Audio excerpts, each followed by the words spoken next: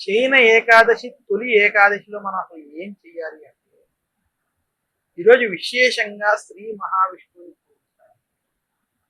ఈరోజు విష్ణు సహస్రనామం వంటి పారాయణం చేయడం చాలా మంచిది. అసలు విశేషంగా ఈరోజు ఏ మాత్రం అవకాశం ఉన్నా శ్రీరాముడు కావచ్చు, కృష్ణుడు కావచ్చు, గోపాలుడు, వేణుగోపాల స్వామి కావచ్చు, వెంకటేశ్వర స్వామి, విష్ణుమూర్తికి సంబంధించిన ఏ ఆలయ దర్శనం చేసినా ఈరోజు ఉపవాస దీక్షలు వంటివి ఆచరించడం, అలాగే విశేషంగా ఈరోజు విష్ణుమూర్తిని పూజించడం శుభప్రదం. ఇంటిలో పూజించేటువంటి వారికి మహావిష్ణు యొక్క విగ్రహాలకి అభిషేకాలు అనేవి షోడశోపచారాలతో అష్టోత్తర శతనామాలతో విష్ణుమూర్తిని పూజించడం, ఈరోజు భగవద్గీత వంటి పారాయణం చేయడం, విష్ణు సహస్రనామం వంటి పారాయణం చేయడం మహావిష్ణువు యొక్క అనుగ్రహం జరుగుతుంది. మనకి ఏకాదశి అనేటువంటి కన్య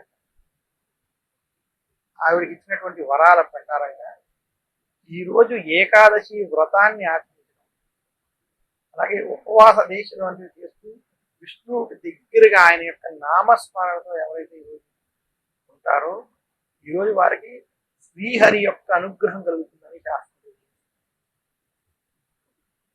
అలాగే విష్ణుమూర్తికి సంబంధించినటువంటి దశావతారాలకి సంబంధించిన ప్రతి అవతారానికి సంబంధించినటువంటి కథల్ని చదువుకోవడం వల్ల కూడా చాలా విశేషమైనటువంటి పుణ్యఫలాలు.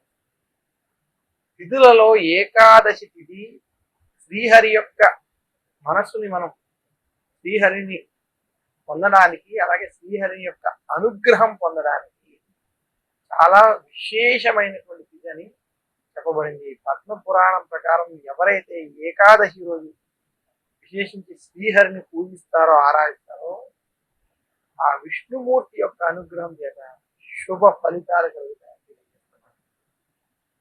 అందరికీ మరొక్కసారి తొలి ఏకాదశి, శయన ఏకాదశి శుభాకాంక్షలు తెలియజేస్తూ నమస్కారం. మీ చిలకమర్తి ప్రభాకర్ చక్రవర్తి శర్మ.